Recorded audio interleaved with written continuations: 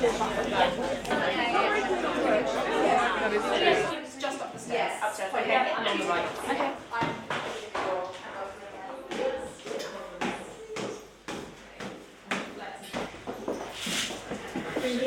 Thanks very much.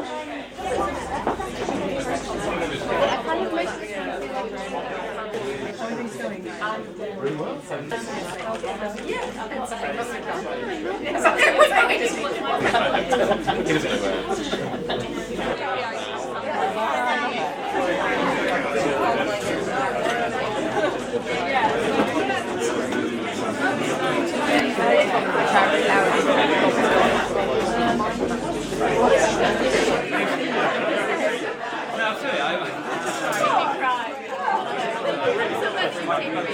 I'm not doing a lot of stuff. I seem to be asked by the press quite a lot of particularly.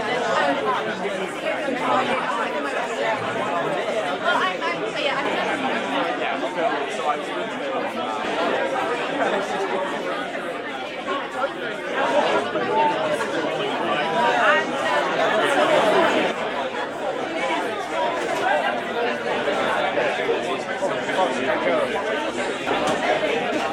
Thank you very much for coming. I'm just here to quieten you down. This is the launch of this year's Orwell Prize, and Ken MacDonald, our great new chairman, is just going to set us going, and we've got a very interesting evening ahead of us. Thank you very much for coming.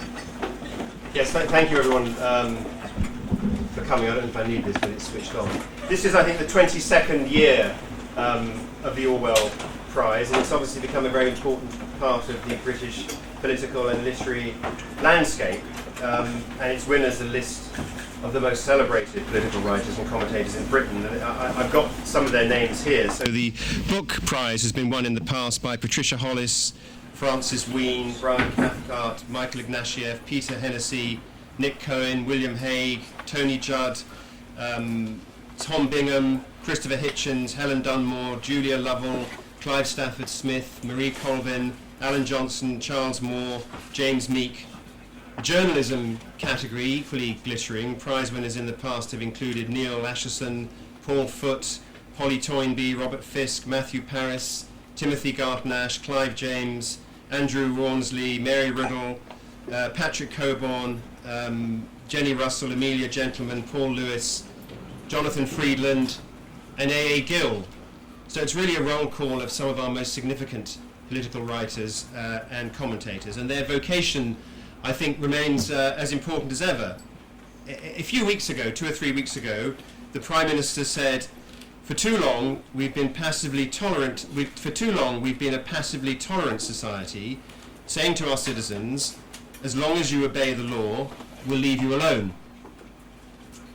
In contrast, David Anderson, the independent reviewer of terrorism legislation, said this: if it becomes a function of the state to identify which individuals are engaged in or are exposed to non-violent, and I add to that non-criminal, extremist activity, it will become legitimate for the state to scrutinise and for the citizen to inform upon the exercise of core democratic freedoms by large numbers of law-abiding people.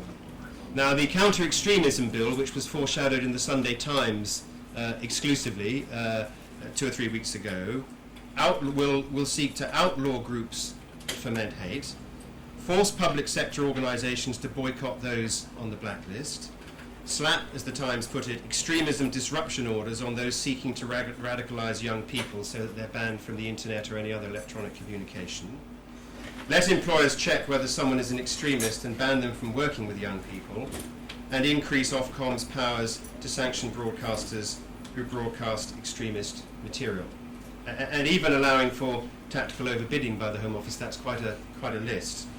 In all of this, the definition of British values, the abuse of which would lead to these sorts of sanctions, is described by Theresa May, the Home Secretary, as, quote, democracy, free speech, mutual respect, and opportunity for all, which I'm sure we can all agree with. Or to put another way, as the Prevent guidance to universities describes the sort of non-violent extremism which universities should now regulate, it's described in this way: vocal or active opposition to fundamental British values, including democracy, the rule of law, individual liberty, and the mutual respect and tolerance of different faiths and beliefs.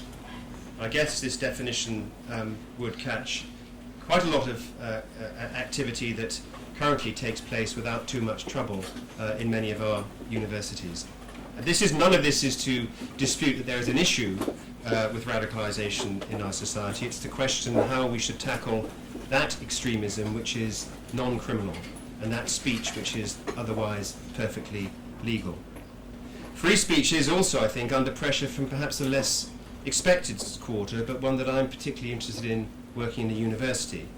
The increasingly deranged no-platforming policies pursued by a small minority of students, combined with demands for so-called safe spaces in which some young people at universities think they should be protected from speech they claim to find offensive, or in that ghastly term that's crossing the Atlantic, triggering, could, I think, represent a real risk to robust discourse and intellectual exchange, really the lifeblood of higher education. Obviously, this isn't because there's any force or validity in the arguments which are being proposed by these young censors. It's because the response to the posturing hasn't always been, I think, sufficiently robust. It seems to me to be a very grave mistake for universities in any way to collude in the closing down of discussion, or to humour, one might say, a government that wants them to regulate, even to ban speech on campus that isn't otherwise in any way contrary to the criminal law. And I think there may be a lesson here on the right response to the wilder aspects of the counter-extremism bill. The best way to deal with extremist speech is rarely to stop talking. And this takes us back to where I started. To the Prime Minister, one might say, actually, obey the law and we'll leave you alone is a better definition of British values than anything the Home Office has been able to come up with in this forthcoming legislation. I want to now introduce the judges to the Orwell Prize, and they're a very distinguished group, and I'm going to take you through their biographies, if you forgive me. We're profoundly grateful to each of these people for agreeing to be judges this year. For the book prize, we have Professor Andrew Gamble, who is Professor of Politics in the University of Sheffield and Emeritus Professor of Politics at the University of Cambridge, a Fellow of the British Academy and the Academy of Social Sciences. He was an editor of the Political Quarterly between 1997 and 2012. His research interests lie in political economy, British politics, political theory, and political history.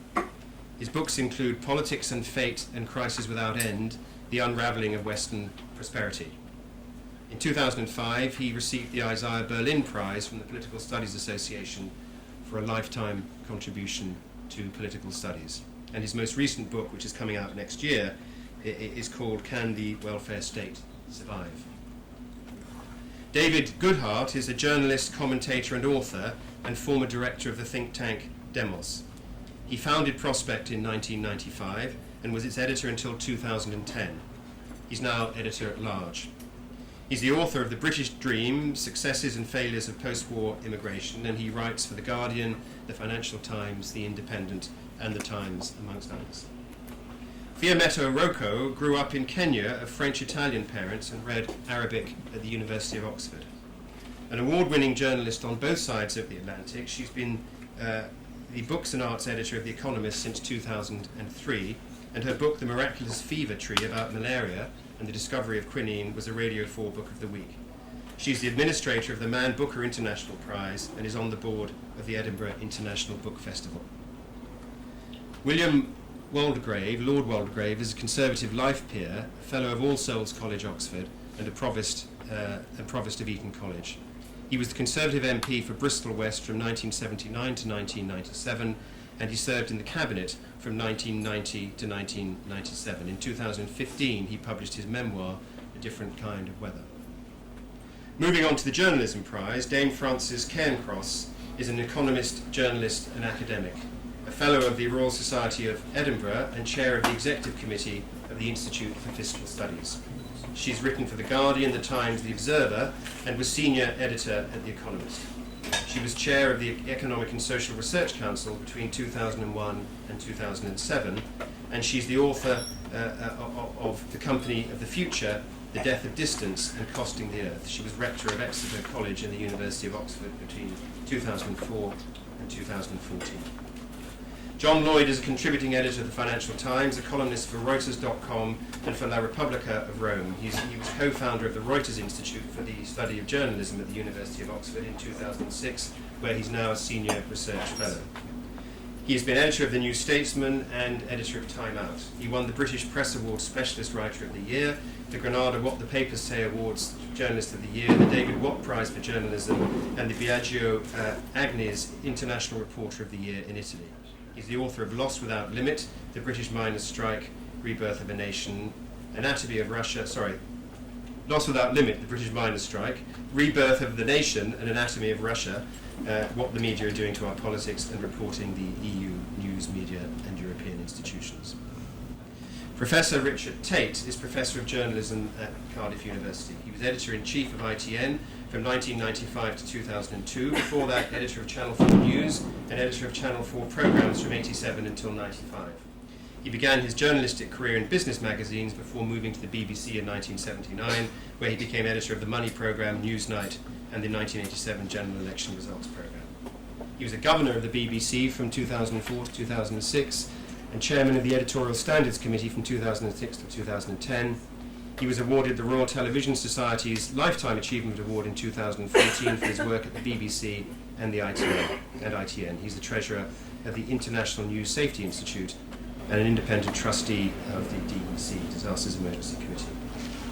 Finally, the prize for exposing Britain's social evils. Emily Ashton is senior political correspondent at BuzzFeed, at the UK, where she's worked since January 2015. Before that, she was Whitehall correspondent of The Sun for 3.5 years. She started her journalism career as a reporter at the Press Association, where she worked in general news before moving to Westminster and becoming chief parliamentary reporter. Faisal Islam is the political editor of Sky News. He was previously economics editor of Channel 4 News and economics correspondent at The Observer. He's the winner of numerous awards, including the Wincott Award for Young Financial Journalist of the Year, the RTS's Young Journalism of the Year, Young Journalist of the Year, the Broadcast News Journalism Award, and Workworld's Breakfast News Reporter of the Year. He's the author of The Default Line, the inside story of people, banks, and entire nations on the edge. I've noticed all our judges seem to publish books with very long titles, and with lots of colons and commas, and it's very difficult to tell where one book ends and the other one starts. Nicholas Timmins is a senior fellow at the King's Fund, where he works on a range of policy projects. Between 1996 and 2011, he was public policy editor of the FT. He's written extensively on public and private healthcare over the years, and is author of The Five Giants, a biography of the welfare state. Dame Julia Unwin has been chief executive of the Joseph Rowntree Foundation and the Joseph Rowntree Housing Trust since 2007. She was a member of the Housing Corporation Board for 10 years and a charity commission from 1998 to 2003. She was also deputy chair of the Food Standards Agency and works as an independent consultant within government and the voluntary and corporate sectors. She's researched and written extensively on the role, governance and funding of the voluntary sector and its relationship with government. I think it's a tribute to the prizes that they've been able to attract such a stellar group of judges, each of the prizes. And we're very grateful to all the judges for agreeing to take on that role this year. The prize will open for entries on the 30th of October, that's on Friday. It will close for entries on Friday the 15th of January 2016. The prize is for work published between the 1st of January and the 31st of December 2015. Full details of how to enter are on our website, and entry is free. I want to now introduce Claire Ainsley, who's from the Joseph Rowntree Foundation. We're deeply grateful for the ongoing support of the JRF, which is, I suppose, in many people's view, the UK's gold standard philanthropic organisation. And we're delighted to introduce Claire, who's Director of Communications and External Affairs at JRF, to talk about our new prize, funded and supported by JRF, the prize for exposing Britain's social evils. Claire.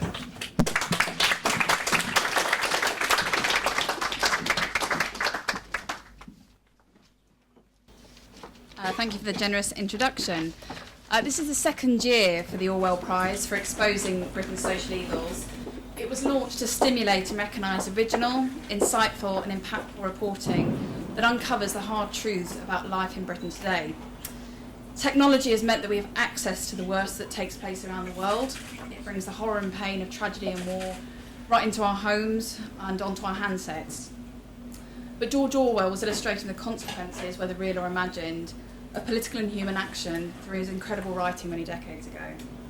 And in their own way, we think that the Rowntrees contributed to the uncovering of the social evils of their day, with Stephen Rowntree's shocking study of poverty in York, which combined with Booth's studies of London, showed house by house, person by person, the breadth and depth of poverty in the UK, which sparked significant social reform.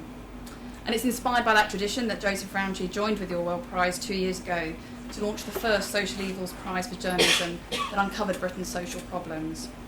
We wanted to reward and encourage journalists and editors to get underneath the skin of Britain's social issues and provide a platform for those journalists to tell the story of what might be thought of as today's social evils.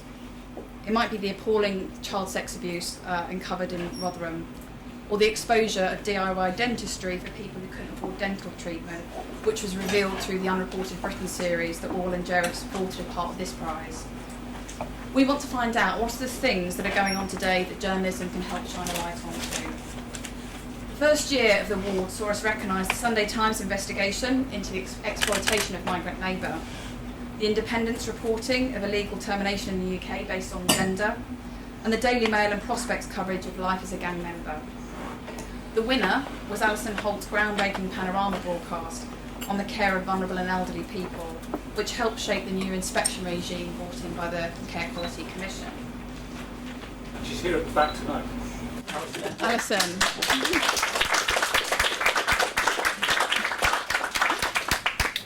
So on the search for this year's winner, uniquely, entries need to be available for this prize in more than 2 platforms. We recognise that new media is playing an increasingly important role in diversifying the origin and reach of stories.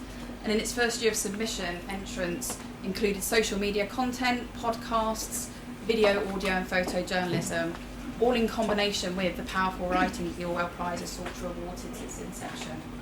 So please spread the word about the prize and work with us to promote high-quality investigative journalism, without which we would know far less about the hidden truths of life in Britain today.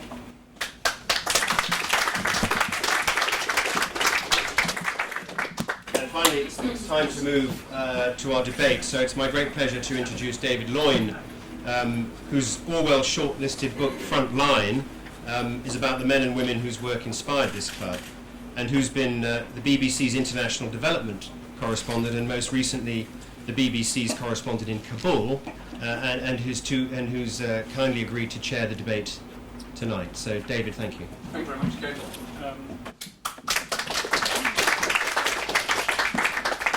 I think I might need a microphone. I'm on the back of one of these coals that everybody's got. Can we start, and what better way to start the Orwell Prize with a really outstanding piece of journalism? If we could just put the lights down. And this is an image of, well, it's obvious what it is, by Shannon. No, it's not. Have you got Shannon's picture? Come to that in a minute. Shannon Jetson, who is an award-winning freelance American photographer, who's also here tonight. So smooth until now.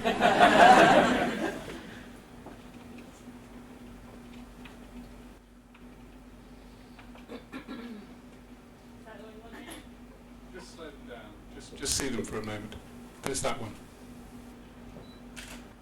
So this is a reminder, if reminder were needed, that there are human beings at the heart of the refugee story and the huge debate which is now engulfing Europe, engulfing us all really.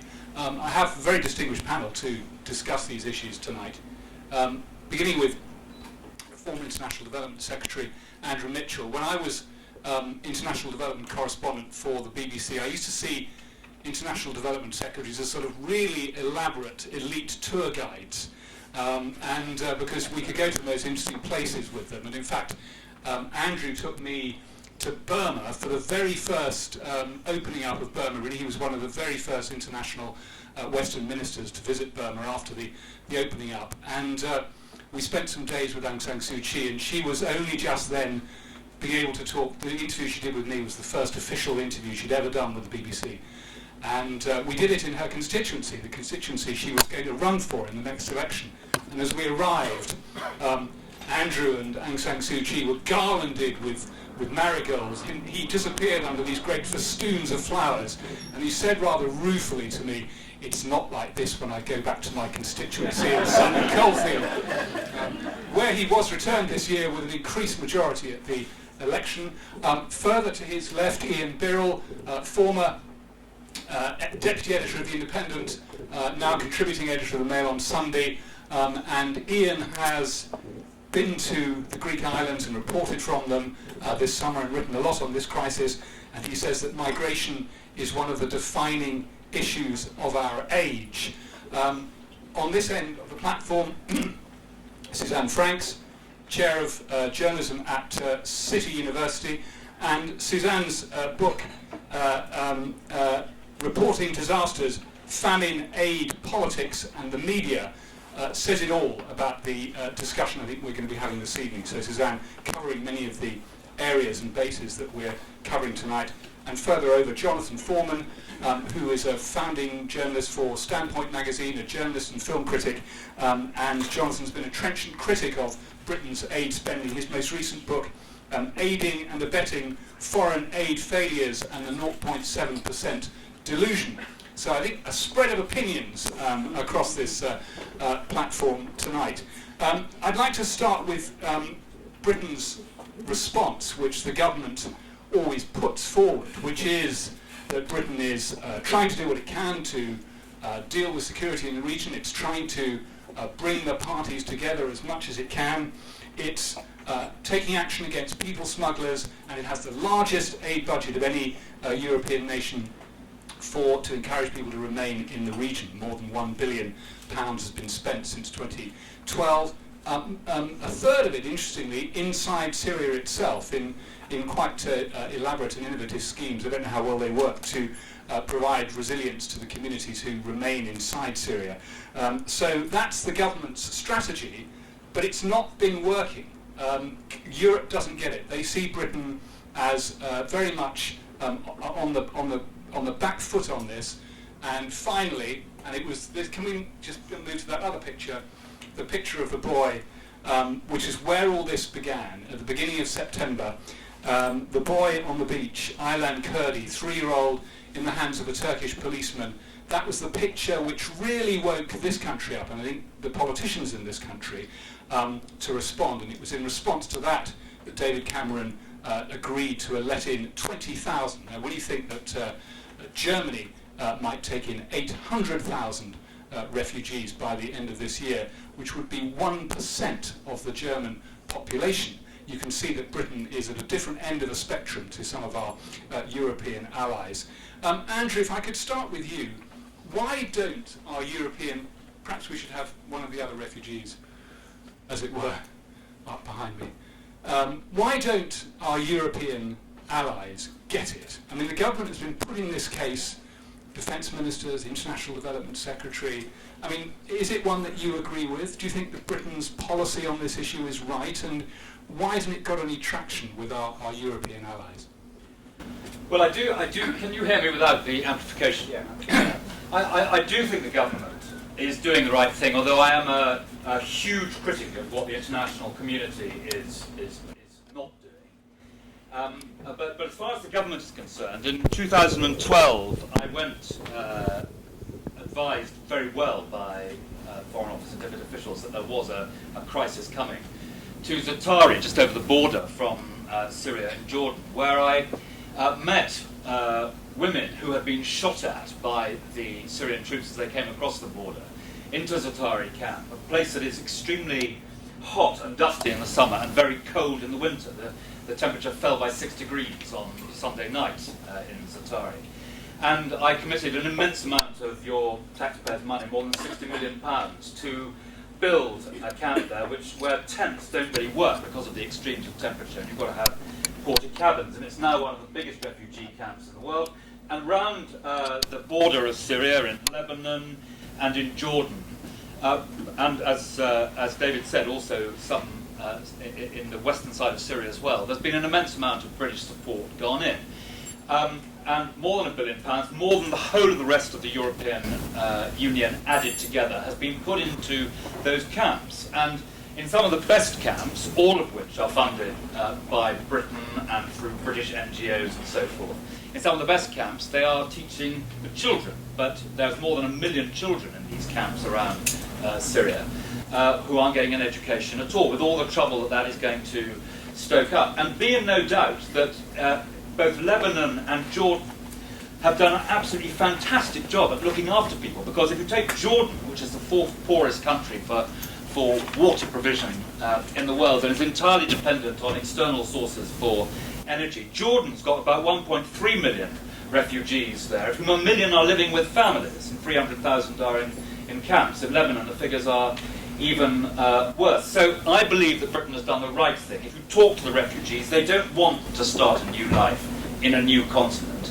They want the fighting to finish, and they want to go back to their own communities and their own towns and their families from which they have been driven out. So, but it seems that this year they do want to move to a new continent. And Germany, once Germany said that the gates were open, suddenly there were all these people crossing the sea. And I mean, Ayhan Zalbi's family had been in Turkey for 3 years. They weren't just fleeing from Syria, and they suddenly saw the opportunity for a new life in Western Europe, as many hundreds of thousands of others have been by this magnet of Germany and some other countries saying that they would take them. I'm not against Britain taking 20,000 refugees at all, and we should take some refugees. Should it be more? We should take some refugees in specific cases. I thought the idea from Save the Children of taking the 3,000 child orphans was a very good idea for Britain, and might have been. But you say they all want to come to Europe. 4% of the refugees are on the move to Europe. Only 4% of the people who are who've been pushed out of their homes and their communities. And the answer to this issue is not for Europe to take in hundreds of thousands of refugees. It is to stop what is happening in Syria, where the international community has been lamentably slow and failure. I've just come from the Russian embassy talking to the ambassador. There's no dialogue on these things between the Russians and the British. There's quite good dialogue with the Americans, but the British have decided they're not going to talk to the Russians, so there's no dialogue at all. And let me just end with this point. In the western side of Syria, I've been arguing, I hope with some passion, for 2 safe havens in Syria. One in the north in Idlib and one in the south in Daraa. In those 2 areas, there are about 1.3 million displaced people. If they turn left and go over the border into these refugee camps in Lebanon and in Turkey and in Jordan, they will swamp the local infrastructure. Many of them will head to Europe. It is essential that there are safe havens in Syria, particularly this winter, to protect people who otherwise will be on the move. More than 1 million of them are there now displaced as winter comes, wondering what on earth they're going to do. 2 things about safe havens. I mean, with Russian warplanes in the sky, could we seriously police them? And who would do the safety on the ground? We're talking about British boots on the ground. And I see some hands going up. I will call some people from the audience soon, but I want to hear from all the panel first. The answer, very quickly, is that Indonesia and Malaysia have offered troops. India would almost certainly offer troops. There would need to be they would need to be blue-hatted. They would need to be under a Chapter 7 United Nations mandate. They would need to have proper air protection, otherwise you suck in vulnerable people and they're then a target. But it can be done. What is lacking is not the ability to do it, it is the will of the international community to set up these safe havens and protect these very vulnerable people. Ian, if I could turn to you, I might say Ian was about to get on a plane to somewhere unspeakable tonight. I don't even know where it was, but he didn't have the right permissions. He was on his way to the airport. So I'm very pleased that he was able to make the panel, because you have more recently seen this in reality. And these people who are crossing into Europe this year, you've been on the Greek islands, you've reported extensively about it. I mean, do you agree with Andrew that it's only 4% and they don't really want to come here? I think that's very politicians' use of statistics. The one area I would agree with Andrew And I will accept, because I probably won't agree with much he says tonight, I will accept that we're both coming from the same place, which is desiring to see a solution to this and help for the people on the ground. But I think the British government has got it wrong from start to finish on this. I think the response, and I speak as David Cameron's former speechwriter, has been grotesque from start to finish.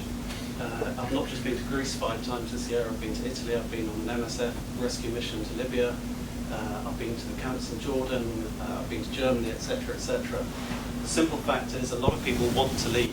Yes, they want to go back to Syria if the war ends, but they're running out of money, they're running out of their savings, and they can't see any other option but to leave. It's utterly miserable in the refugee camps. Never be deluded that refugee camps are some kind of beautiful place. They're not. They're miserable. You can't work. There's no markets. And one of them, which we funded and opened 15 months ago, there's no electricity. That's one of the major camps in there. There's nowhere to get food. Your food is more expensive. You can't work. You can't build a life. You're living in a tent. There's gang violence. There's sexual abuse of women. They are horrible places. That's why most people out there don't want to be in the refugee camps. They prefer to live in poverty and trying to find work in the black economy, the informal economy of Lebanon, of Jordan and Turkey, places like that. So what should we do? Should we open the doors? Well, of Europe? Start one thing would stop invading countries, because the rise of ISIS is without any doubt the war that Andrew voted for is partly to blame for the rise of ISIS. The 2 deputies... Even Tony Blair seems to accept that now. Well, vaguely, yeah. But we shouldn't forget that. We do have a guilty past on this. You know, Baghdadi's 2 deputies were both Ba'athist, senior Ba'athists, 4 members of the military council, are all former henchmen of Saddam Hussein. So we do have a role, we do have a guilty past there. But we are where we are. We are where we are now. 0.2%.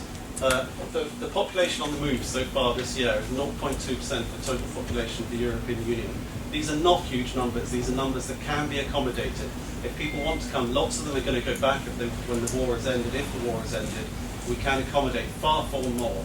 I think it was unbelievable that Britain stopped funding the rescue missions and basically said we prefer to let people drown. All this talk of the pull factor is absolute nonsense in many cases. The people I've met, they're just bewildered and looking for a life, looking to build a life. We can take far greater numbers here and give them sanctuary, give them hope, give them a home, give them a chance to rebuild their lives. It's not only good for them and helps them to build a life, it's good for us, for our economy as well. So you don't accept David Cameron's point that Britain's already doing more than any other European country? I think it's very easy, isn't it, to take other people's money, to take taxpayers' money, throw it there and say we've dealt with the problem.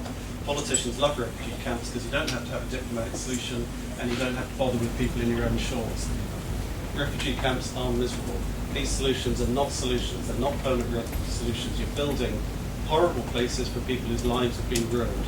We should be doing far more to help them, to help offer them sanctuary, in my opinion.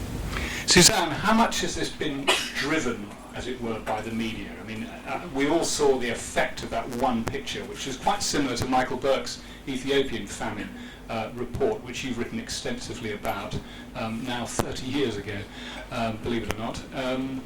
How much, watching from where you watch this during this autumn, has the political response been driven by the media? I mean, certainly David Cameron's 25,000 was driven by the media.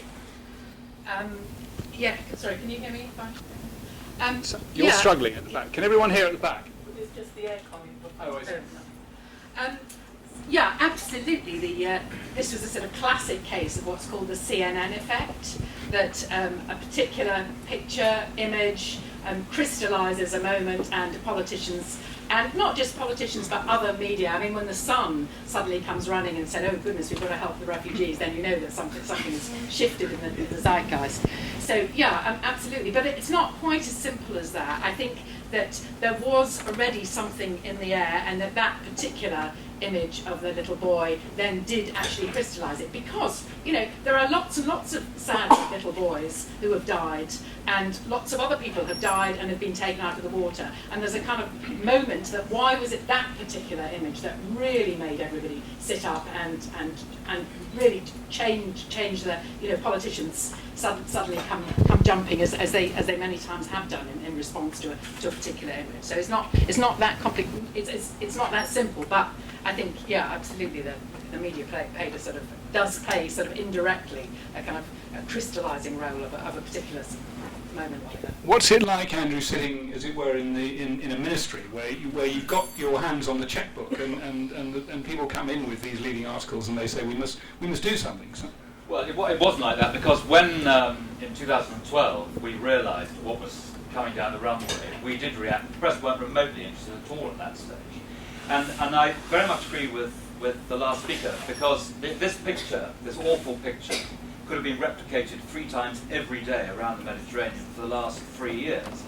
And we had The Sun, as you rightly say, one of whose journalists described people coming like that as cockroaches. And then suddenly they were in favour of taking in more refugees. And I personally found the thing absolutely disgusting, the way in which the media reacted. But you know, I don't agree with Ian, and I don't agree on a huge amount to do with development. But I completely agree then that these refugee camps are a terrible place. But when you hear where people have come from, and the culture of a refugee camp is that there cannot be armed soldiers in that camp. I mean, it is absolute anathema in refugee camps to have that. They are, nevertheless, places of safety. But if people stay there for a long time and there is no education, and the European Union now are looking at whether there can be some work and enterprise in some way attached to these camps. They are desperate places, but they are a lot better than the places people have come from. Jonathan, you wrote in The Spectator recently that British politicians have an ironclad, almost fanatical intensity of commitment to aid spending. But on this occasion, spending aid on the people leaving Syria, Libya, Iraq is something we should be spending our tax money on, isn't it? Yes, that's right. I mean, it's very strange. I mean, having written a book which much of it was spent attacking Andrew, it's very weird to be actually finding myself agreeing with many of the things you say. And there's so many different issues here that we're having to deal with, quite apart from the sort of immigration one. And the thing that I've concentrated on is about how we do aid.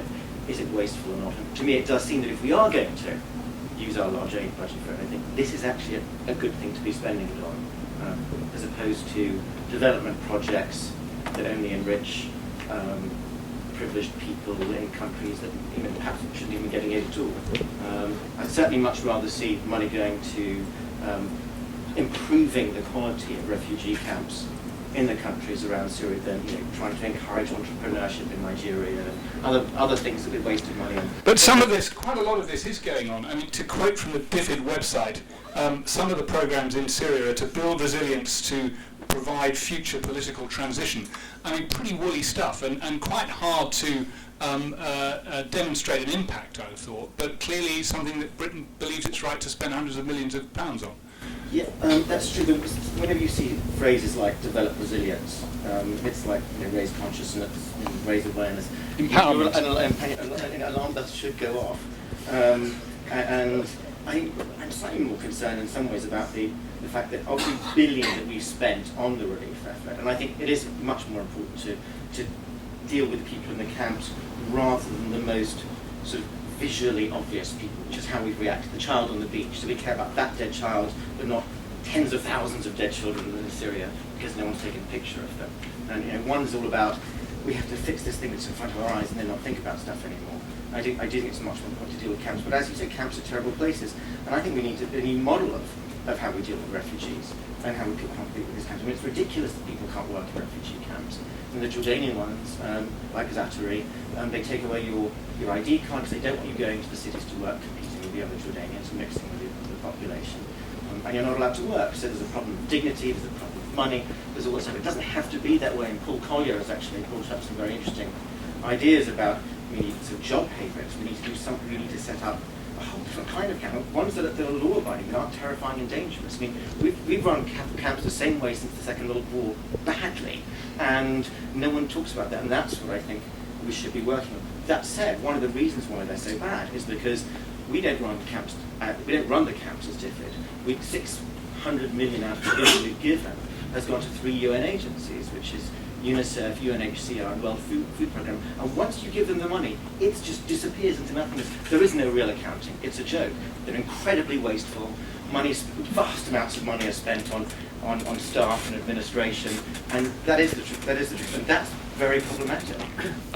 Very quick rejoinder on that. I must say I listened to a File on 4 on this last night, and I didn't think that they really quite nailed the argument they had, which was that the UN were wasting millions. Well, what we did when we came into government in 2010 is, for the first time for most of these UN agencies, there were 43 of them, we put them through a utterly public, all the information on the website, analysis of how effective they were at spending money.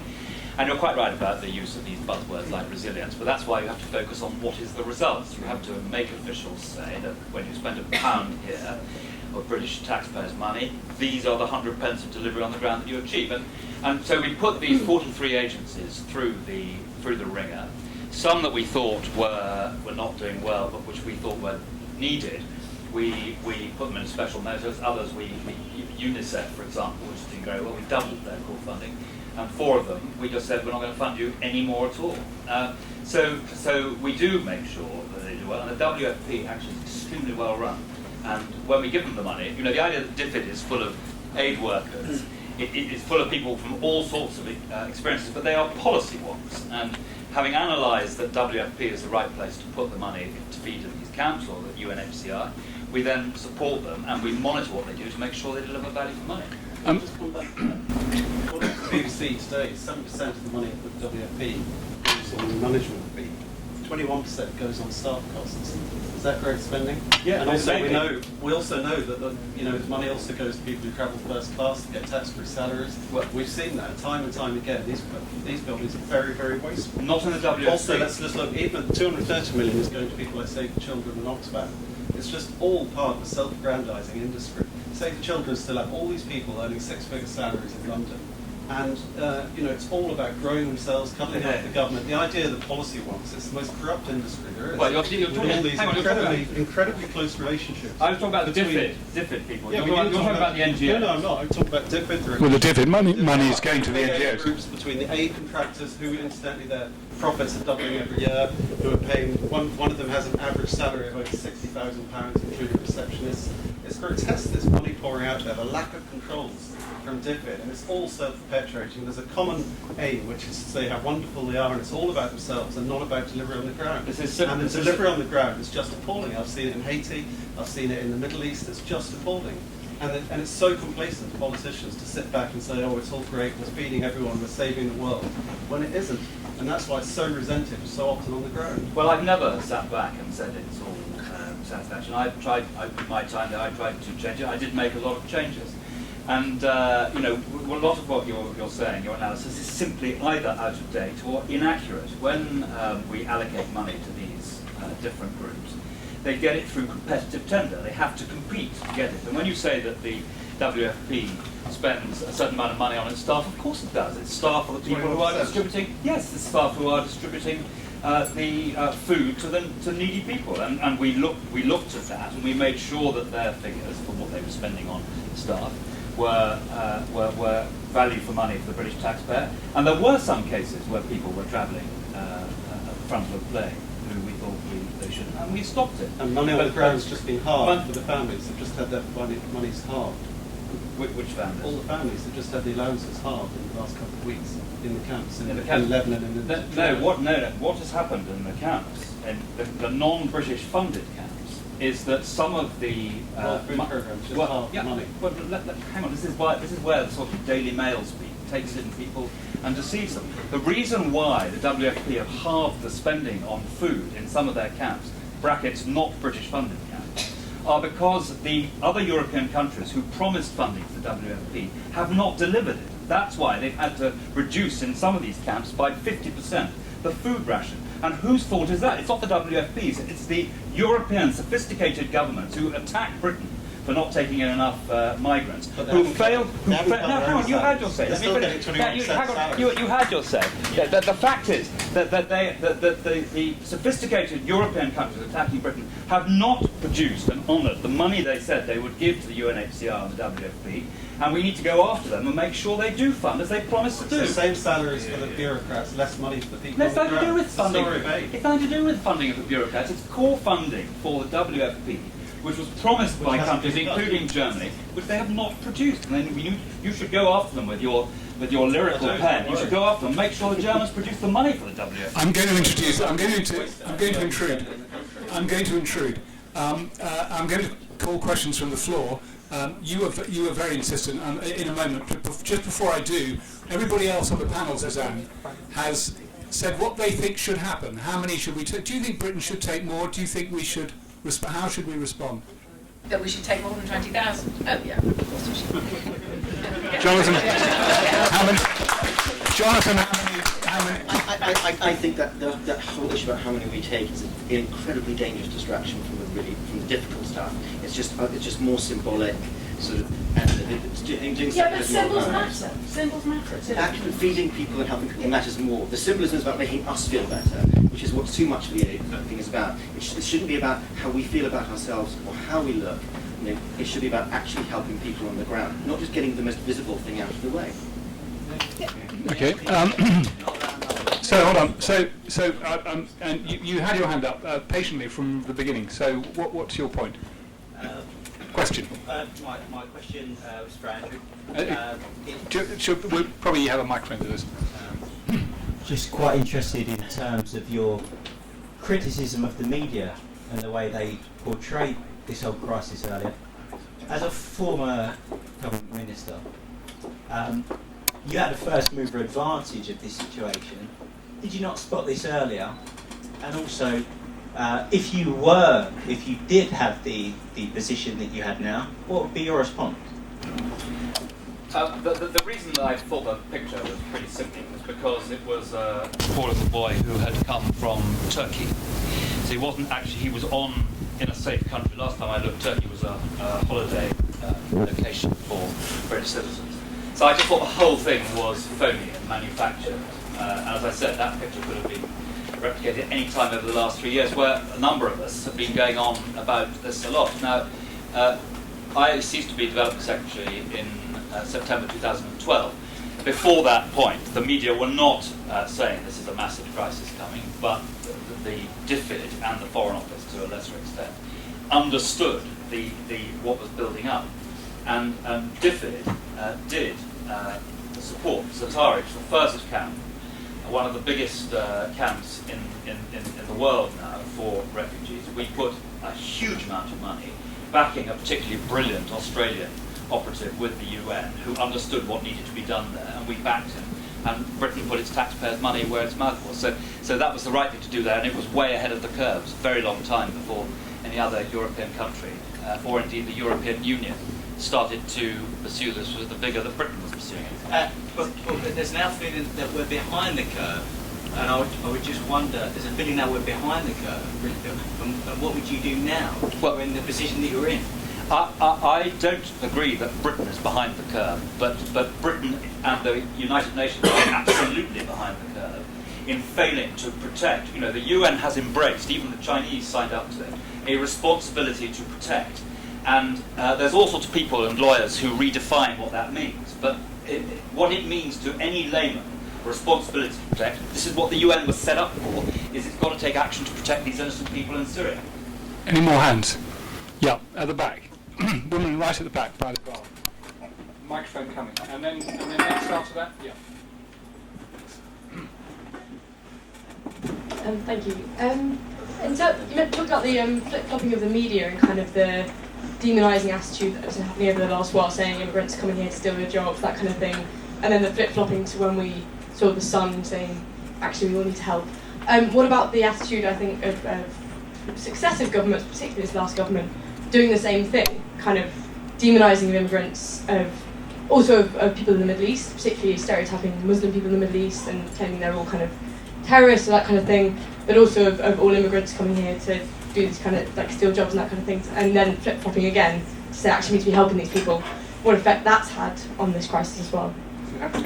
Yeah, no, I mean, absolutely right. I mean, the sort of subtext right through the last election, of course, is that, you know, immigration is a dirty subject. We don't want more of them over here, whether it's dog whistle politics or whatever.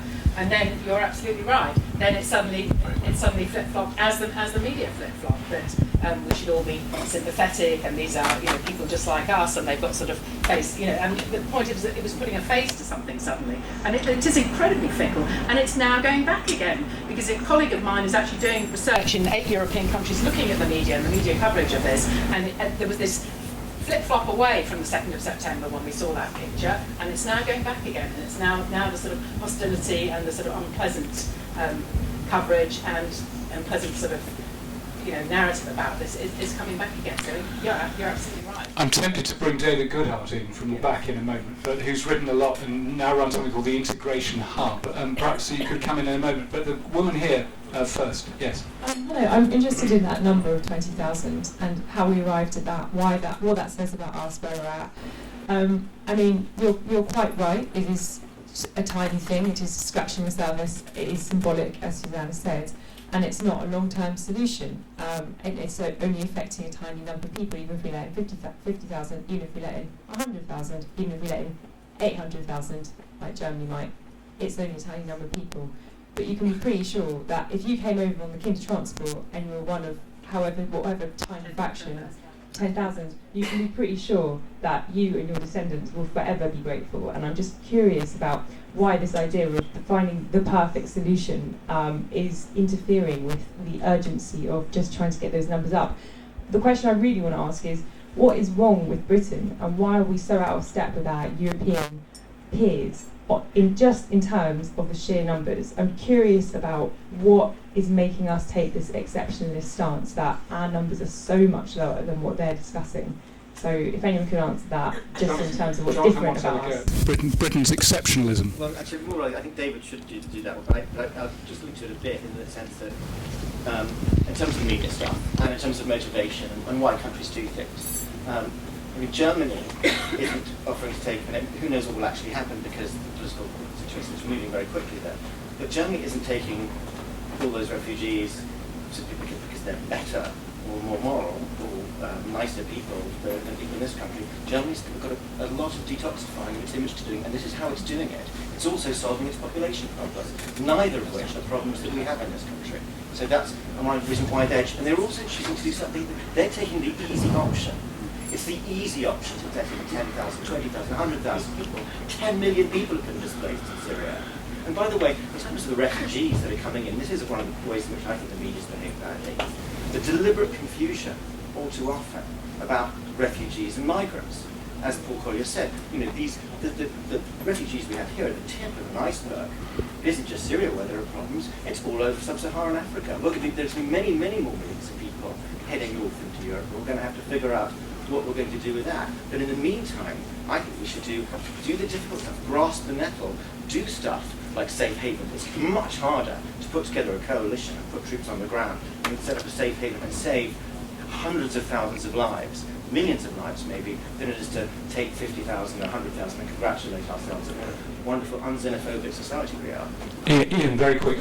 I love the idea it's easier to take 800,000 than to take 10,000 or 20,000. I don't buy that at all. Okay, fair enough. And also, let's not forget Sweden is actually taking the most per capita, and they don't need to do any detoxifying. They're doing it because they believe that's the only way forward. They're doing it because they can see human beings suffering and they want to help. There's nothing wrong with that response. And I think it's really wrong to sneer a bit. Just talk about migrants and refugees. Because this comes up a lot. This comes up a lot, this issue of who's a migrant, who's a refugee. When I was out in the middle of the water rescuing a boat which was about to sink with 400 people on, there was a woman there who was a Cameroonian woman who'd been gone to her priest at the age of 18, and she said, I want to become a Christian, will you help me? She was from a Muslim background. He sold her to someone, and she ended up in Libya where she was enslaved for 5 years, kept in a house, raped repeatedly until she was pregnant, and then turfed out. She then was subjected to violence from extremists, so she fled. Is she a migrant or is she a refugee? Let's look at Eritrea, where the government has deliberately taken a Danish report, which has been disowned by the people who wrote it, disowned by the only person quoted in it, and disowned now by the government there. And they've used that to say that people fleeing slave labour national service in Eritrea can be returned, therefore they're not refugees. So in the last month, the numbers of Eritreans being accepted for refugee status here has halved from about 70% to about 37, 35%.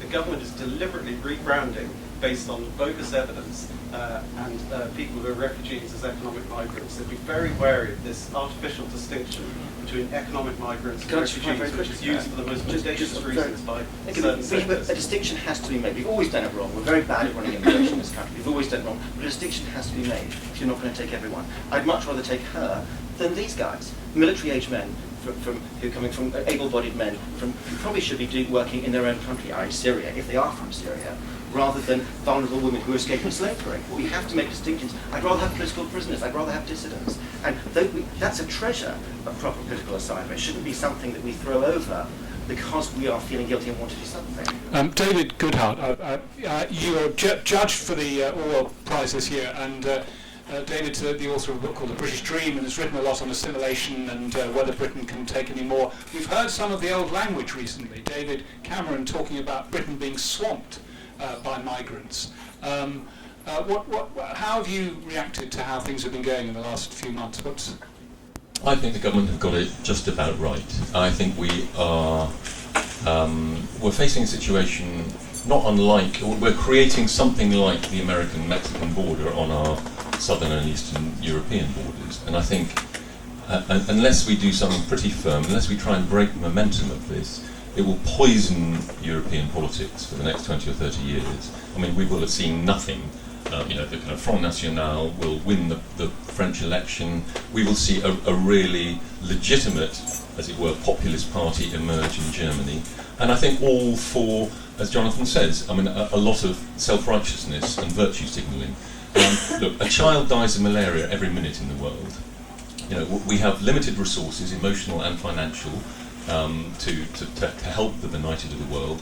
Why are we focusing so much on the more mobile people who are able to get in front of our TV cameras? Often they're middle-class Syrians, engineers, teachers, exactly the people that Syria needs to rebuild those countries.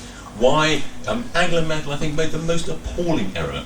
And the Germans have some record of this. I mean, Croatia, the unilateral recognition of Croatia in 1992, I think sort of stands in the same tradition.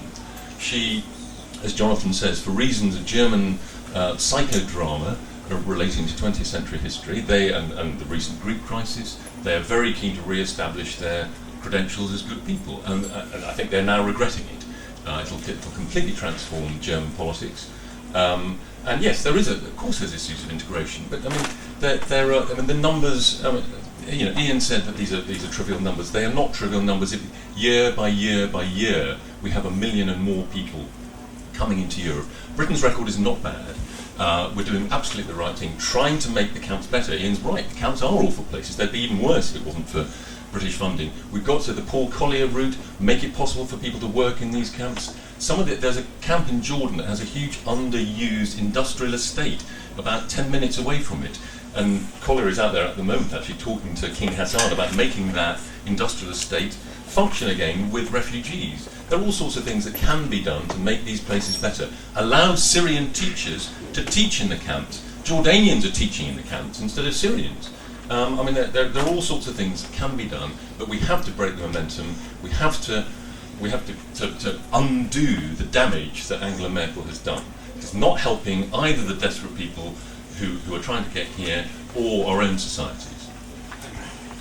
Well, I broadly agree with all of that. I am in favour of taking refugees, a small number in very specific categories, but I regard this as the right emotional response, but the wrong answer, if you see what I mean. It's hugely to Britain's credit that people open their hearts to these people. And I just want to make a point, which is that Britain has stood by the 0.7. I'm very strongly in favour of that. It enables development planning to take place because we have a budget. You've got to have a budget to work out what to do. But the whole of British development policy is predicated on building more prosperous, more safer communities in their own countries. And indeed, we put £7.5 billion at a time of great austerity and difficulty in the last Parliament into a variety of climate change funds, precisely because that is the nature of British development policies, is to build stronger societies overseas. Now, if you change that and say we're going to become an immigrant attracting community in a way we have not been, and that the answer to these great migration problems is for the richer countries to take so many of these people, then the British public will think that they've been deceived over the whole point about the point 7, which is that we spend a lot of money, a huge amount of taxpayers' money, trying to build stronger, better, more stable societies overseas. Right at the back, I think the former clerk of the International Development Committee, if I was mistaken. And still the clerk. The committee is undertaking an inquiry into just this subject, and two of the issues it's is trying to wrestle with is, first of all, regardless of what numbers of refugees you take, where you take them from, do you take the on the whole able-bodied young men who are able to get to Europe, or do you go to Syria and try to find the more vulnerable? And that's an interesting choice, and you know, there's a lot of pressure to take the people who've got to Europe. The second issue is really how you most usefully spend your money. It costs about 10 times as much to house a refugee in Germany as it does to support one in Jordan. And is it really worth spending 10 times as much to do that? So these are some of the issues we're wrestling with, and I'd be interested in your panel's reflections. Jonathan, you're scribbling. Yeah, I think one of the questions it raises is such an important one and such a difficult one, which is about, if we are going to talk about who we take, whatever those numbers are, and who should it be? Should it be the most vulnerable? I mean, it seems, okay, we probably all agree we should take the orphans.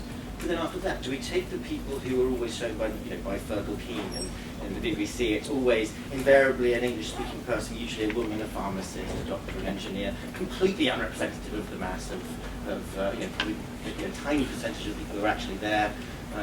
But do we take those people, and the people who have made it out tend to be, not in every case, they tend to be the more privileged, the better educated.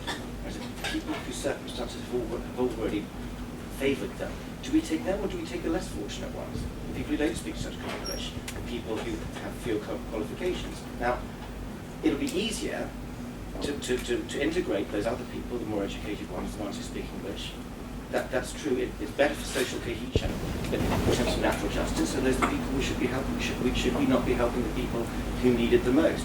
It's a difficult question, and you have to balance their interests, our interests.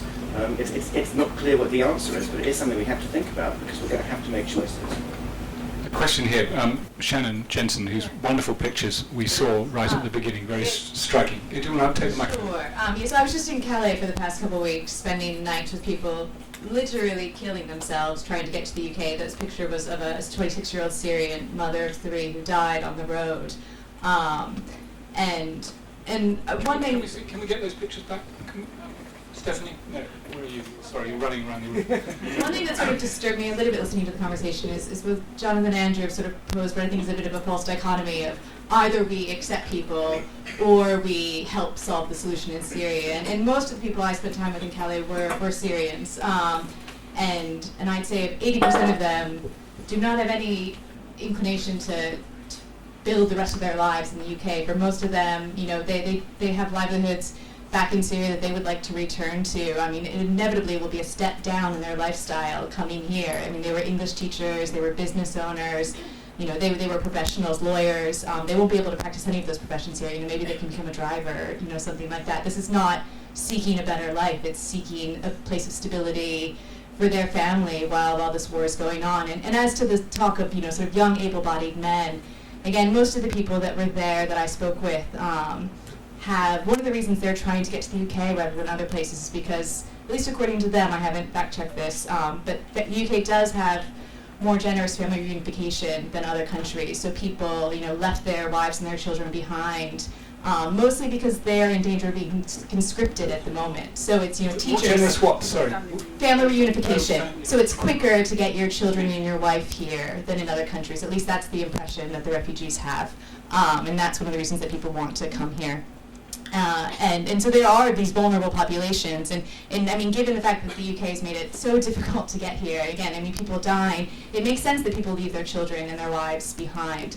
For Nawal, this woman here who died on the road trying to get into the back of a truck, she was struck by a taxi. Her family was too poor for the father to come. He needed to stay behind and try and earn what little money he could.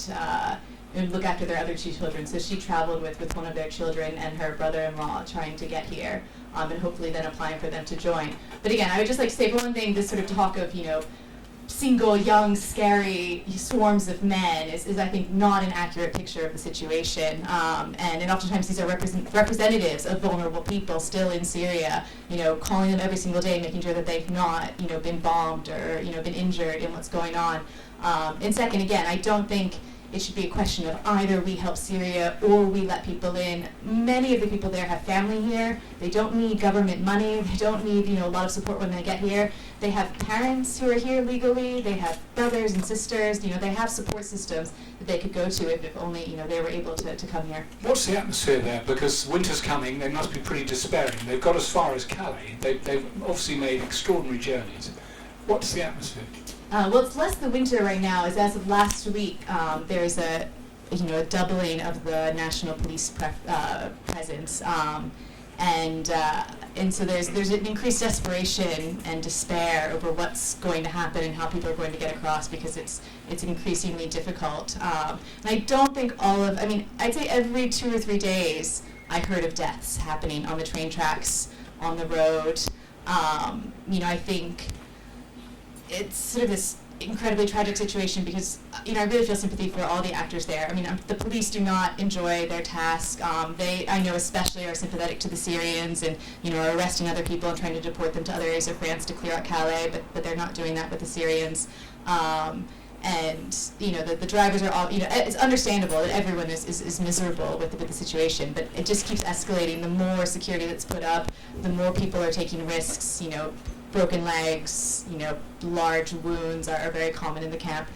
So I think people just don't know what's going to happen next. I wonder if in the remaining time that we've got available, we could just talk about what this means for Europe. It was a question that David raised, and certainly looking at countries like Bulgaria and Hungary putting up metal fences, barbed wire fences, to stop people coming in, seems pretty extraordinary after they were tearing them down in order to leave and to join Europe after 1989.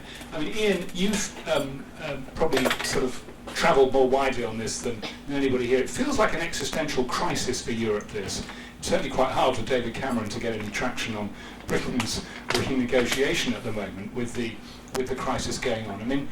Do you think this could sort of tear Europe apart? I think that's one of the reasons I think it's such a defining issue for our age, is that everything's in play now. It is true that Germany is under great pressures. The far right is trying to use this, particularly in the poorer areas in the east. They're trying to use it to get support. In Sweden, you've seen a really weird thing where the former neo-Nazi Free Democrats have risen in popularity in the polls and took the lead because of what's happening. At the same time as support for the government's stance is rising. So you're seeing divisions there. You're seeing everything that's happening in Bulgaria, where the police are brutal and actually jailing, beating, robbing, and actually probably killing a lot of the migrants going through, which is the latest route through. You've got the walls going up. You've got what's just happened in Poland, where they're admiring Viktor Orban's stance. You've got Britain out on a limb trying to build alliances. I don't think we have a clue where it's going. It's the truth. There's incredible pressures. If I can just come back to you, sir, incidentally, about costs. There's a study by Texas University which followed migrants from the 1970s.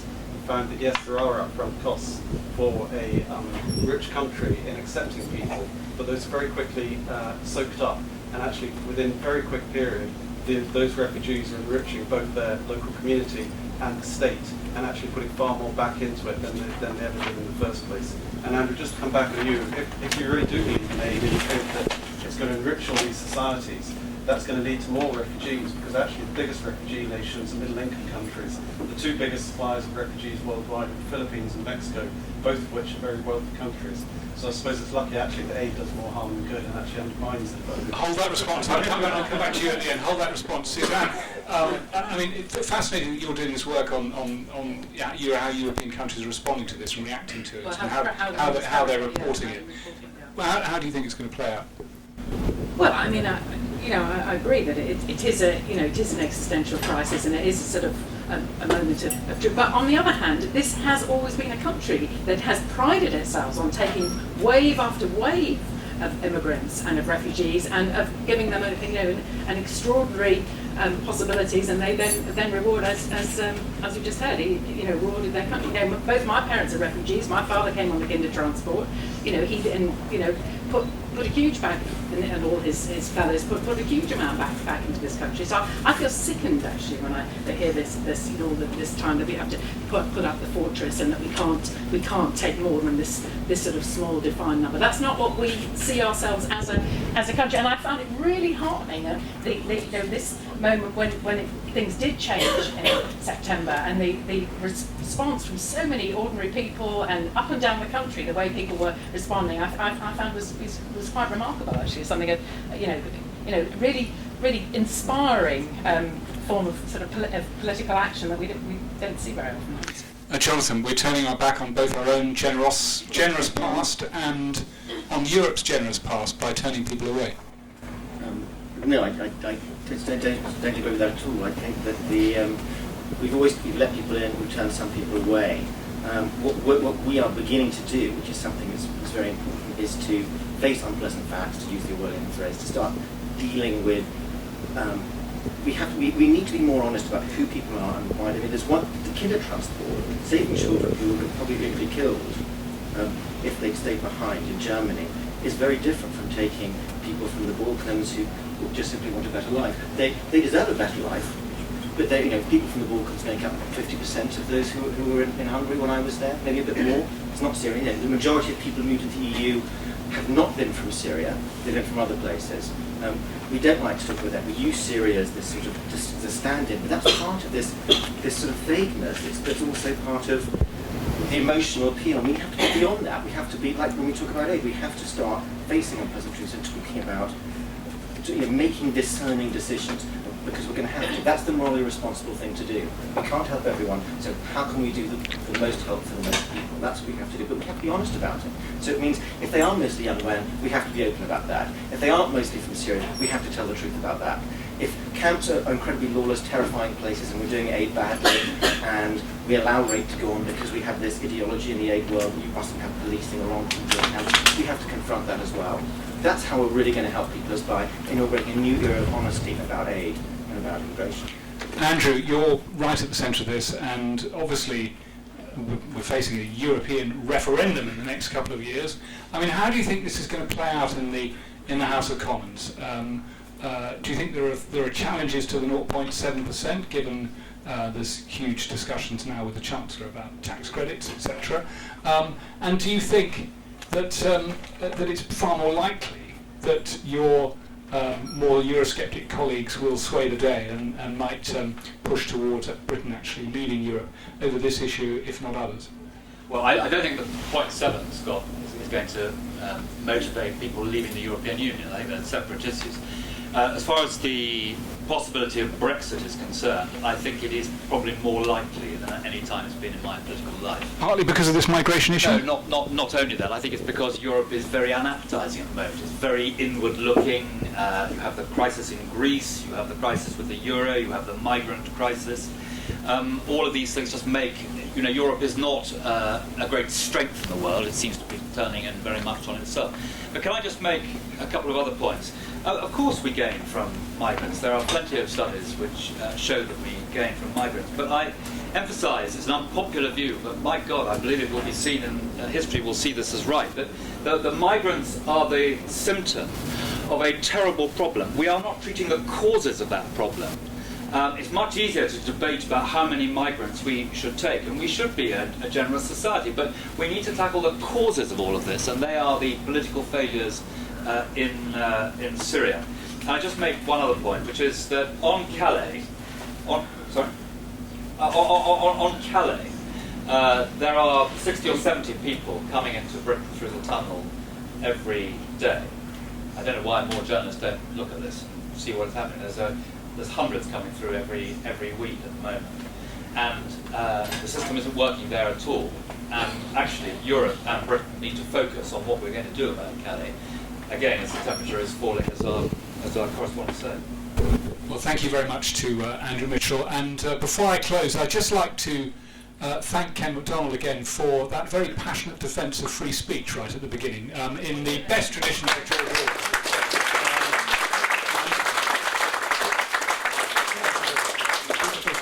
Given how threatened it is by this rather curious sort of Islamophobia debate which is going on, and I hope that that's on the Orwell Prize website and anyone can tweet it, because I think it was a really strong comment and a very valuable contribution. Brexit possibly a topic for next year's Orwell Prize debate, but all I have to do tonight is to say thank you to Ian Birrell and Andrew Mitchell and Suzanne Franks and Jonathan Foreman for a really stimulating evening, and thank you too to the audience.